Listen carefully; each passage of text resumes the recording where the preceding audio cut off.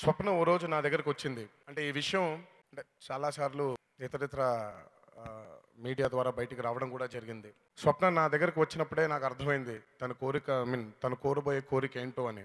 ఓ రోజు నా దగ్గరకొచ్చి నవ్వుతా ఉండింది. నేను అన్నాను, "ఏంటి స్వప్న" అన్నాను. అలా నవ్వుతుంది. "ఏంటి" అన్నాను. నవ్వుతుంది. "ఏయ్! నో" అన్నాను. నవ్వుతుంది. "నో" అన్నాను. మీకు అర్థమై ఉంటుంది. ఈ చిత్రంలో ఒక క్యామియోగా, ఒక చిన్న గెస్ట్ రోల్‌గా తాతగారి వేషం నేనేస్తే బావుంటుంది అని తను ఫీల్ అవ్వడం జరిగింది. కానీ నిజంగా నేను ఎన్నో సార్లు చెప్పాను. ఆయన వేషం వేసే అర్హత నాకు లేదు. ఆయన పాత్ర పోషించడం నిజంగా ఇది ఈ జన్మలో జరగని పని. చాలా సార్లు అది చెప్పడం జరిగింది. నాకు బేసిక్‌గా ఈ చిత్రంలో రామారావు గారి పాత్ర పోషించే దమ్ము నాకు లేదు. But hats off to 'Dulquer', hats off to Vijay, hats off to Keerthi garu and hats off to Samantha. ఒక్క సెకండ్ కూడా ఆలోచించకుండా దీన్నొక ఛాలెంజ్‌గా తీసుకొని ఈ చిత్రాన్ని తెర రూపం దాల్చి మీ ముందుకి తీసుకురావాలి అని చెప్పి వాళ్ళు పడ్డ కష్టం అంతా ఇంత కాదు.